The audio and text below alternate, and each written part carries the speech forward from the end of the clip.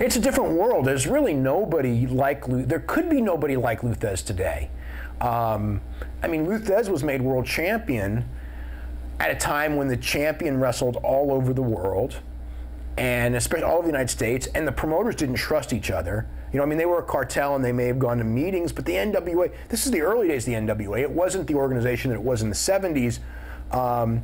And, you know, double crosses, they really didn't happen. I mean, you know, they were from another generation by the time Lou was champion in the 50s, but all the older promoters knew the stories and were scared to death of him. So Lou was made champion because in the promoter's eyes, he was a real tough guy. And, you know, now, you know, no one makes somebody a champion because they're a real tough guy. I mean, like you know, Kurt Angle was a great wrestler, Brock Lesnar was a great wrestler, they were champions, but it was because people thought that they could draw money with them because they were believable, not because anybody thought that, oh my God, you know, like, you know, we better put the belt on Brock Lesnar because, you know, no one, you know, no other wrestler's going to challenge him because they know that he'll tie him up. I mean, with Lou, there was that fear there. And Lou was, you know, in many ways, again, like the champion's role today is to make the other guy have a good back and forth match. You know, Lou saw the champion as something real, and he, you know, he had disdain for certain wrestlers, and he made guys look bad. You know, like, you know, that which, you know, by today's standards, you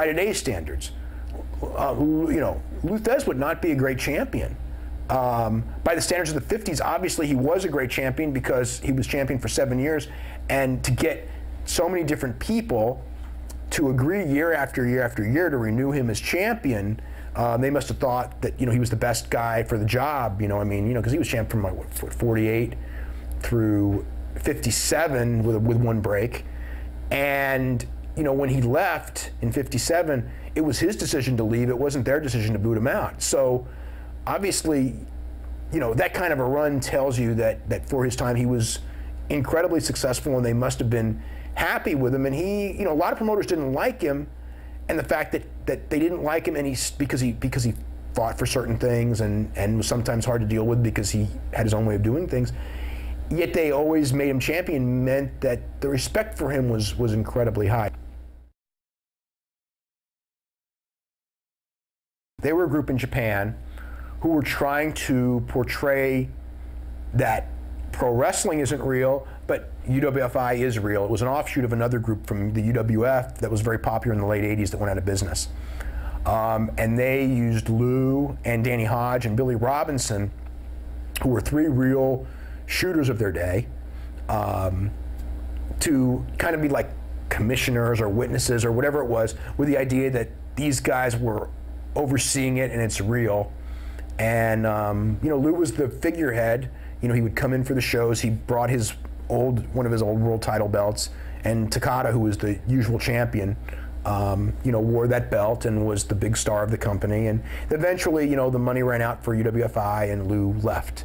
But that would have been Lou's last, I would say, significant run in the business, because Lou was doing angles then. You know, I mean, like, you know, it was kind of weird, you know, because they were outdated angles, but because Lou Thesz was involved, they got a lot of attention. You know, where Lou would go with Takada and you know, challenge all the other world champions of the other organizations.